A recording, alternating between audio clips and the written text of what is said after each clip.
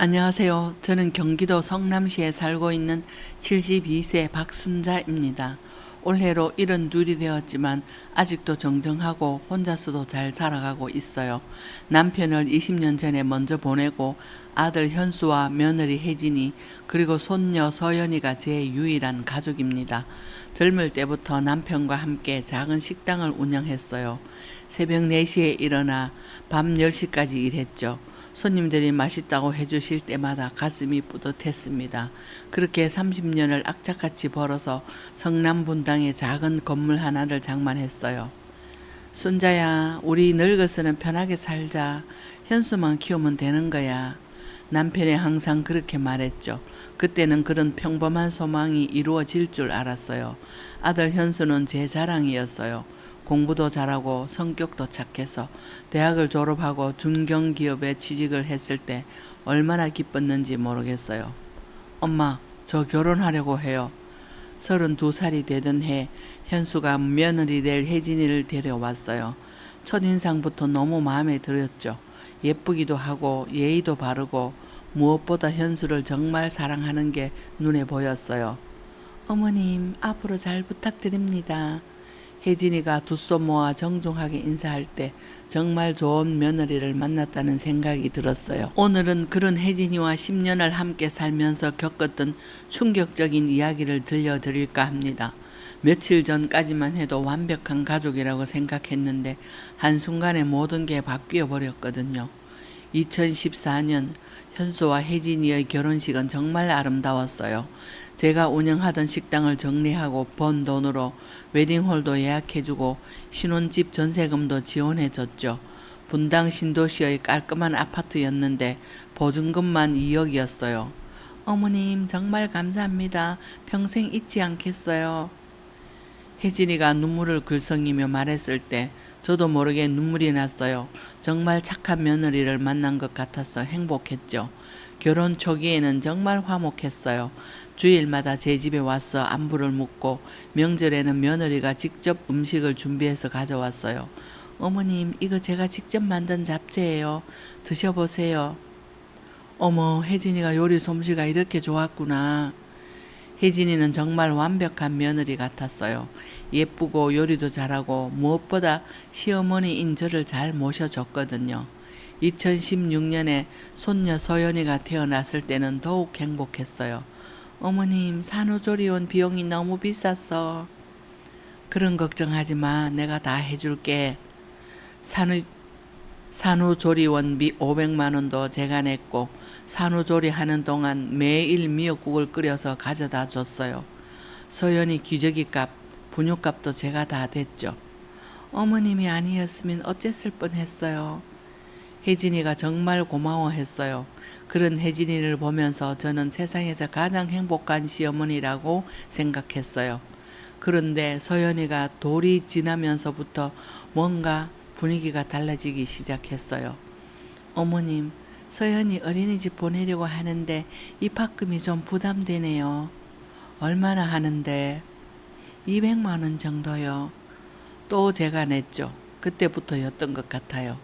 혜진이가 돈 이야기를 자주 꺼내기 시작한 게.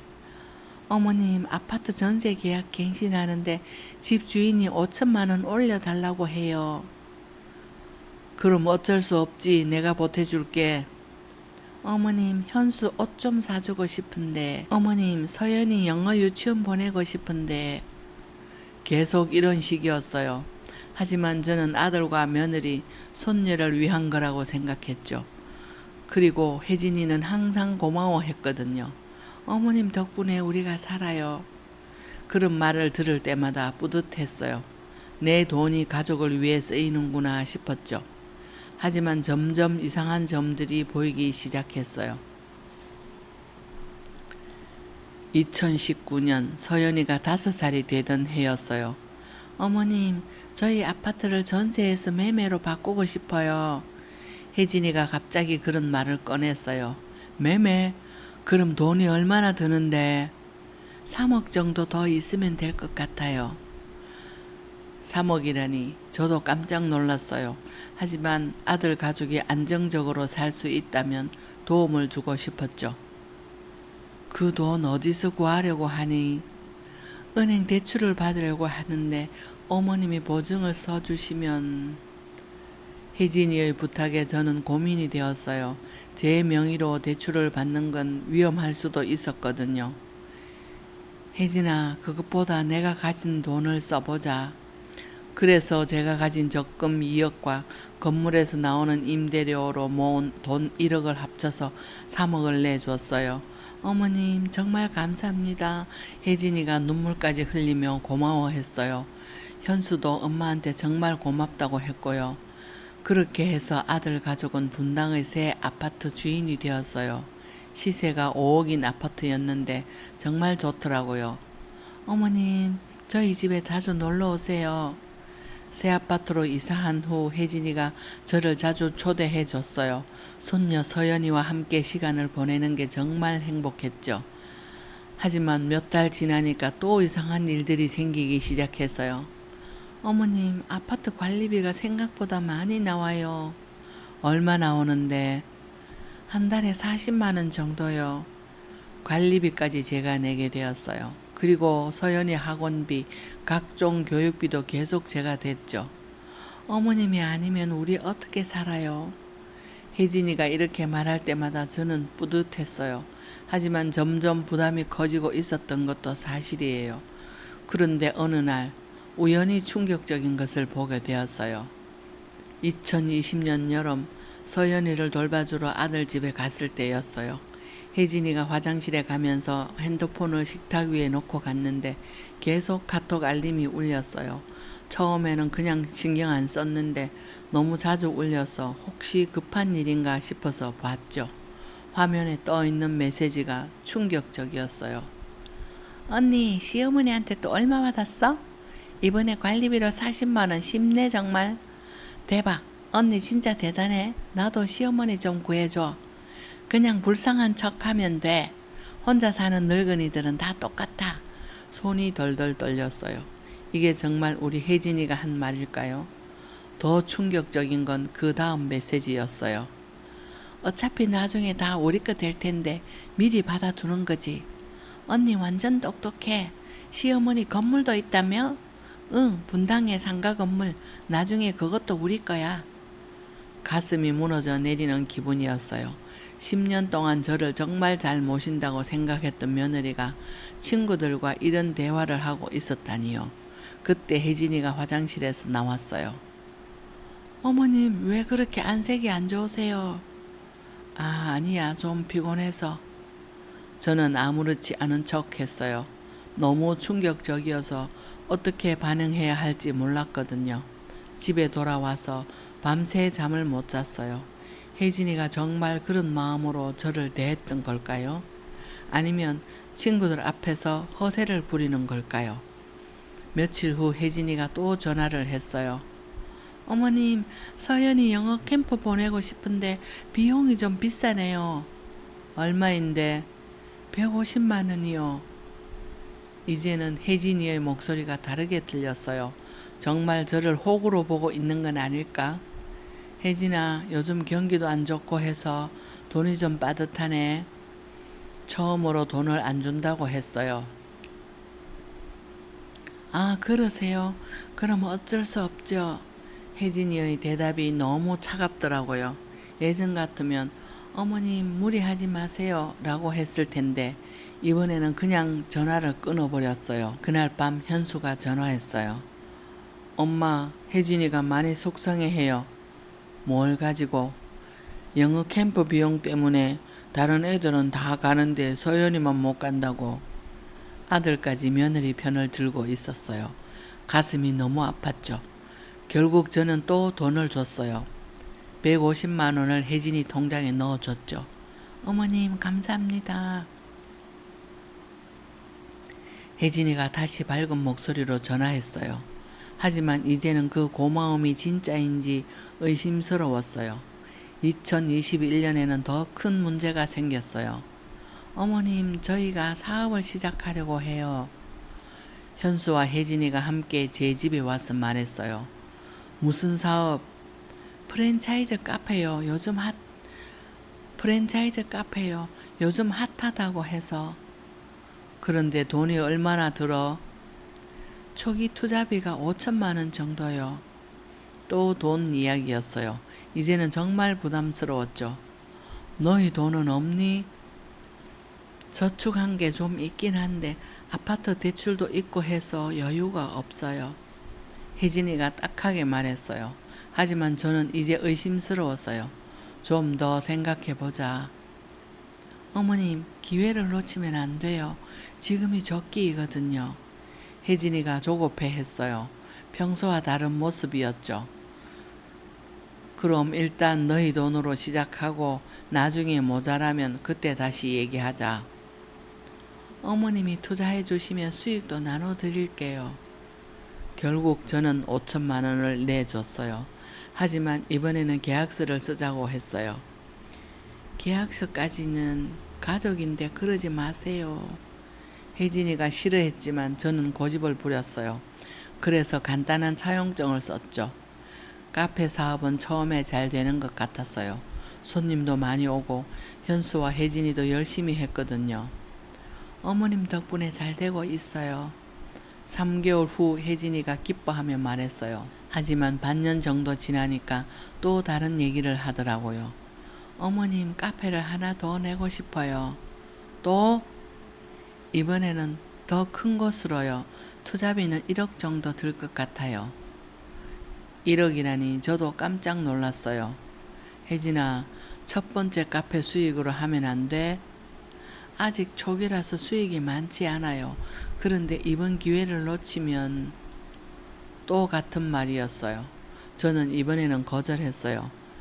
미안하지만 이번에는 어려울 것 같다. 어머님, 저희를 믿지 못하세요. 혜진이가 섭섭한 표정을 지었어요. 그런 게 아니라 다른 시어머니들은 자식들 사업 적극 지원해 주시던데 이상한 말이었어요. 다른 시어머니들과 비교하는 게 맞나 싶었거든요. 결국 그날은 그냥 헤어졌어요. 며칠 후 현수가 또 전화했죠. 엄마, 혜진이가 많이 속상해해요. 왜? 엄마가 저희를 신뢰하지 않는다고.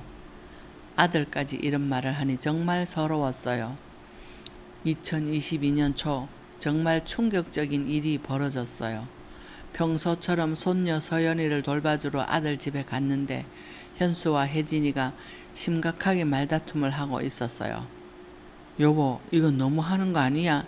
뭐가 너무해? 어차피 우리 것 될 건데. 그래도 엄마가 살아 계시는데. 언제까지 눈치 볼 거야? 우리도 살아야지. 저는 문 밖에서 숨을 죽이고 들었어요.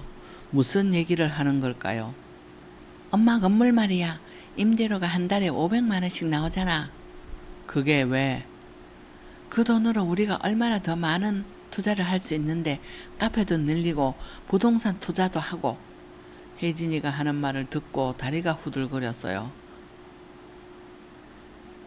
엄마 명의를 우리 명의로 바꾸면 돼.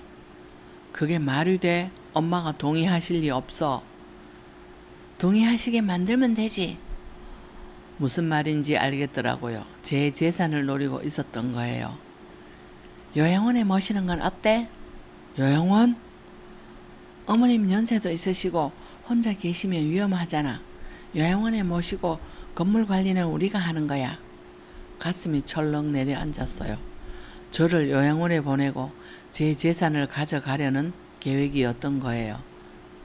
하지만 여보, 우리 서연이 생각해봐. 서연이 교육비도 많이 들고 앞으로 대학도 가야 하고 유학도 보내야 하는데 당신 월급이랑 지금 우리 수입으로는 턱없이 부족하단 말이야.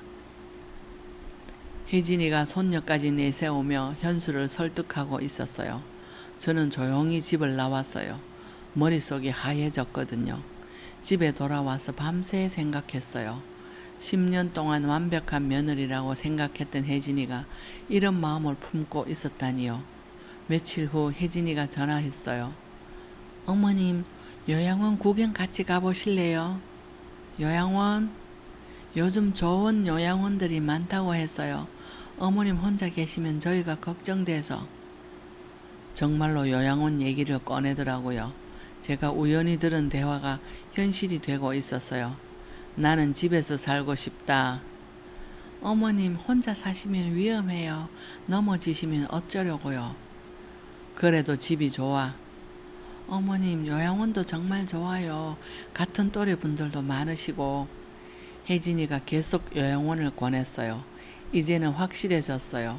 저를 요양원에 보내고 제 재산을 가지려는 거였어요.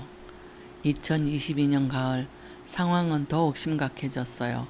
현수와 혜진이가 함께 2022년 가을 상황은 더욱 심각해졌어요. 현수와 혜진이가 함께 제 집에 와서 진지한 대화를 하자고 했어요. 엄마, 우리가 중요한 얘기가 있어요. 무슨 얘기? 혜진이가 서류를 꺼냈어요. 어머님 건물을 저희 명의로 이전하는 게 어떨까요?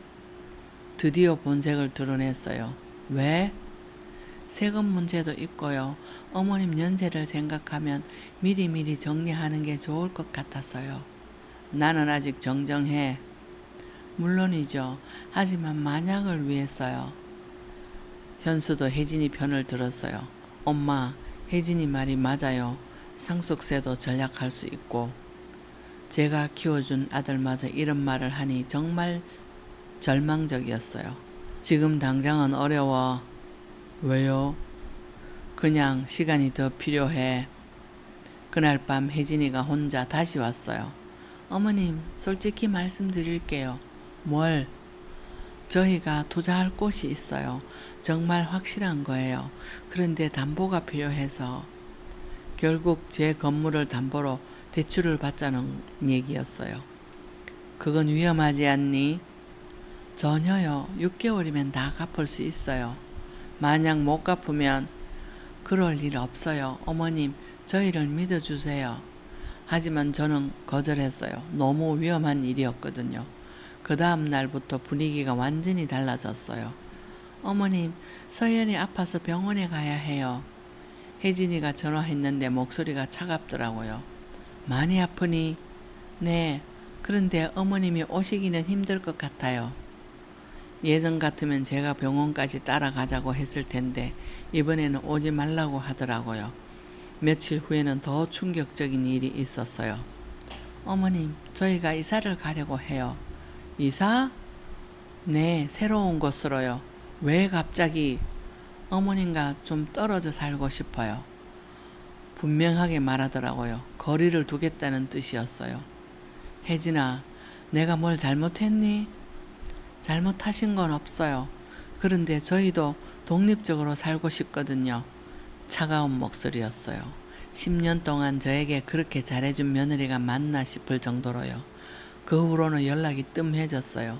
손녀 서연이도 못 보게 되었고요. 혼자 있는 시간이 많아지면서 저는 점점 우울해졌어요. 가족이라고 생각했던 사람들이 모두 떠나가는 것 같았거든요. 하지만 포기할 수는 없었어요. 제 재산을 지켜야 했고 혜진이의 진짜 정체를 밝혀야 했어요. 2023년 초 정말 예상치 못한 일이 또 벌어졌어요. 현수가 갑자기 제 집에 와서 무릎을 꿇었어요. 엄마, 죄송해요. 왜? 사업이 망했어요. 카페 사업이 완전히 망해서 빚만 5억이 생겼다는 거예요. 5억? 네, 어머님이 투자해 주신 5천만 원도 다 날렸어요. 가슴이 무너져 내렸어요. 제가 힘들게 모은 돈이 다 사라진 거였어요. 그래서 어머님 건물을 팔아야 할 것 같아요. 뭐라고? 빚을 갚으려면 어머님 건물밖에 방법이 없어요. 현수가 울면서 말했어요. 하지만 저는 믿을 수가 없었어요. 정말 5억이나 빚이 있니? 네, 여기 서류 있어요. 현수가 보여준 서류를 보니 정말 어마어마한 빚이 있더라고요. 어머님, 건물 팔아서 빚 갚고 나머지 돈으로 작은 집 사드릴게요. 내가 30년 동안 모은 건물인데. 엄마, 죄송해요. 제가 무능해서. 현수가 계속 사과를 했지만 뭔가 이상했어요. 진짜 사업이 망한 걸까요? 아니면 거짓말인 걸까요? 그날 밤 저는 현수가 다니는 회사 동료에게 전화해 봤어요. 현수가 요즘 어때요? 현수는 잘 지내던데요. 승진도 했고. 사업은 안 해요? 무슨 사업이요? 현수는 회사만 다녀요. 충격이었어요. 현수가 거짓말을 한 거였어요. 다음 날 저는 현수와 혜진이를 다시 불렀어요. 현수야, 내가 다니는 회사에 전화해봤다. 사업 망했다는 게 거짓말이지. 현수의 얼굴이 새하얘졌어요. 엄마, 그게 혜진이가 시킨 거지? 그때 혜진이가 나섰어요. 어머님, 어차피 다 들통날 줄 알았어요. 뭐라고? 솔직히 말씀드릴게요. 저희가 어머님 건물이 필요해요. 혜진이가 드디어 본색을 드러냈어요. 왜?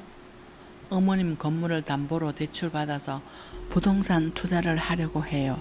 내 허락 없이? 어머님이 허락해 주시지 않으니까 다른 방법을 쓸 수밖에 없었어요. 정말 충격적이었어요. 10년 동안 완벽한 며느리인 줄 알았는데 혜진이가 이런 사람이었다니요. 그럼 지금까지 나한테 잘해준 것도 다 거짓말이었니? 거짓말은 아니에요. 그런데 어머님도 이해해 주세요. 저희도 살아야 하거든요. 혜진이의 말에 현수도 고개를 끄덕였어요. 엄마, 미안해요. 하지만 우리도 어쩔 수 없어요. 제가 키워준 아들과 10년 동안 완벽하다고 믿었던 며느리가 저를 배신하는 순간이었어요. 가슴이 터질 것 같았어요. 내가 너희들을 위해서 얼마나 많은 것을 해줬는데 어머님 재산은 어차피 나중에 다 우리가 상속받을 거잖아요. 혜진이가 뻔뻔하게 말했어요. 솔직히 말씀드릴게요. 어머님 건물에서 나오는 임대료 월 500만 원 저희가 다 임차인 관리하고 거들었잖아요. 그런데 감사하다는 말씀은 못하실 망정. 내 건물인데 내가 왜 고마워해야 해? 어머님이 혼자서 관리할 수 있어요? 혜진이의 말에 현수가 거들었어요. 엄마, 솔직히 엄마는 이제 나이도 있으시고 나이가 있다고? 실수라도 하시면 어쩌려고요? 저희가 관리하는 게 맞아요. 정말 당황했어요. 72세가 그렇게 늙은 나이도 아닌데 저를 치매 걸린 할머니 취급하고 있었어요. 혜진아, 너는 왜 이런 말을 하는 거니? 어머님, 현실을 받아들이세요. 현실? 어머님은 이제 요양원에 가셔야 해요. 드디어 본심을 네, 저희가 좋은 곳으로 알아봤어요. 현수가 팜플릿을 꺼냈어요. 이곳은 시술도 좋고 간병도 잘해줘요. 나는 요양원 안 가. 어머님, 선택의 여지가 없어요. 혜진이가 단호하게 말했어요. 왜? 어머님이 너무 까다로우세요. 까다롭다고? 맨날 의심하시고 돈 쓰는 것도 싫어하시고. 현수도 거들었어요. 엄마, 혜진이가 10년 동안 엄마를 얼마나 잘 모셨는데 그럼 그 10년이 다 연기였단 말이니? 연기는 아니에요. 하지만 이제는 한계예요. 혜진이가 솔직하게 말했어요. 어머님, 저도 제 인생이 있거든요. 계속 시어머니 눈치만 볼 수는 없어요. 정말 충격이었어요. 10년 동안 저에게 그렇게 잘해준 며느리가 이런 마음이었다니요. 그럼 서연이는 저희가 키울게요. 어머님은 신경 안 쓰셔도 돼요. 손녀까지 보여주지 않으려고 하는 거였어요. 내가 서연의 할머니인데 할머니는 맞지만 양육권은 저희에게 있잖아요. 혜진이가 차갑게 말했어요. 그 순간 모든 것이 무너져 내렸어요. 가족이라고 생각했던 사람들이 모두 저를 버리는 거였어요. 하지만 저는 포기하지 않았어요. 그날 밤 저는 중요한 결정을 내렸어요. 변호사 사무실에 전화를 한 거죠. 안녕하세요. 재산 관리와 관련해서 상담을 받고 싶습니다. 이튿날 아침 변호사와 만났어요. 어르신, 상황을 자세히 말씀해 주세요. 저는 지금까지 있었던 일들을 모두 설명했어요. 혜진이가 한 말들, 현수의 거짓말, 그리고 제 재산을 노리는 계획까지요. 이런 경우에는 법적으로 대응할 방법이 있습니다. 변호사가 도와줄 수 있다고 했어요. 먼저 어르신의 재산을 보호하는 조치를 취해야겠네요. 그래서 제 건물을 신탁 관리로 돌렸어요. 누구도 제 허락 없이는 건드릴 수 없게 만든 거죠. 며칠 후 현수와 혜진이가 다시 왔어요. 어머님, 요양원 계약서 가져왔어요. 요양원? 네, 다음 주부터 입소하시면 돼요. 혜진이가 서류를 내밀었어요. 나는 요양원 안 가. 어머님, 이미 다 결정된 일이에요. 누가 결정했는데? 저희가요. 어머님 보호자니까요. 현수가 당당하게 말했어요. 그때 저는 준비해온 서류를 꺼냈어요. 이게 뭐예요? 신탁관리 계약서야. 혜진이와 현수는 얼굴이 하얘졌어요. 뭔 소리예요? 내 건물을 신탁관리로 돌렸어. 이제 너희들이 건드릴 수 없어. 어머님, 그게 무슨... 그리고 이것도 봐라. 저는 또 다른 서류를 꺼냈어요. 이건 뭐예요? 녹음 파일 전사본이야. 혜진이가 친구들과 주고받은 카톡 내용, 현수와 혜진이가 저를 요양원에 보내고 재산을 가져가려고 한 계획, 모든 게 다 기록되어 있었어요. 어머님, 이건 어떻게... 너희들이 내 앞에서 했던 모든 대화를 녹음해뒀어. 실제로 저는 며칠 전부터 휴대폰으로 대화를 녹음하고 있었거든요. 이 증거들로 법정에 가면 너희들이 어떻게 될지 알지? 현수와 혜진이가 벌벌 떨기 시작했어요. 엄마, 특히 혜진이, 너는 사기죄로도 고발할 수 있어. 어머님, 제가 언제 사기를... 10년 동안 완벽한 며느리인 척하면서 내 돈을 뜯어낸 것, 이게 사기가 아니고 뭐야? 변호사가 미리 알려준 내용이었어요. 그날 이후 모든 것이 바뀌었어요. 현수와 혜진이는 저에게 용서를 빌었어요. 어머님, 저희가 잘못했어요. 엄마, 정말 미안해요. 하지만 저는 쉽게 용서할 수 없었어요. 미안하다고 해서 되는 일이야? 그럼 어떻게 하면 되죠? 일단 지금까지 내가 준 돈부터 계산해보자. 저는 장부를 꺼냈어요. 10년 동안 현수와 혜진이에게 준 돈을 모두 기록해 뒀거든요. 전세금 3억, 카페 사업자금 5천만 원, 각종 생활비와 교육비 2억, 총 6억이 넘었어요. 이 돈을 다 갚아라. 어머님, 그건 너무하다고? 10년 동안 나를 속이면서 돈을 뜯어낸 게 더 너무한 거 아니야? 현수와 혜진이는 할 말이 없었어요. 그리고 앞으로는 내 재산에 대한 어떤 기대도 하지 마라. 어머님, 유언장도 다시 썼어. 내 재산은 모두 자선단체에 기부할 거야. 정말로 저는 유언장을 다시 작성해 저를 배신한 가족들에게는 한 푼도 주지 않기로 한 거죠. 몇 달 후 현수와 혜진이의 생활이 어려워졌다는 소식을 들었어요. 제가 더 이상 도움을 주지 않으니까 생활비가 부족해진 거였어요. 아파트 대출금도 힘들어하고 있었고요. 어머님, 도와주세요. 혜진이가 울면서 전화했어요. 나한테 도움을 청해? 어머님 아니면 의지할 곳이 없어요. 10년 동안 나를 이용해놓고 정말 반성하고 있어요. 하지만 저는 냉정했어요. 반성은 나중에 하고 일단 내 돈부터 갚아라. 현수도 마찬가지였어요. 엄마, 우리가 정말 잘못했어요. 잘못했으면 책임을 져야지. 결국 현수와 혜진이는 아파트를 팔아서 제게 돈을 갚기 시작했어요. 물론 6억을 다 갚지는 못했지만 최소한의 책임은 진 거죠.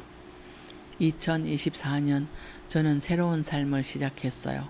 혼자 사는 게 외롭긴 하지만 자유롭고 편안해요. 더 이상 누군가의 눈치를 볼 필요도 없고 제 돈을 함부로 쓰이는 것도 보지 않아도 되거든요. 건물에서 나오는 임대료로 충분히 여유롭게 살고 있어요.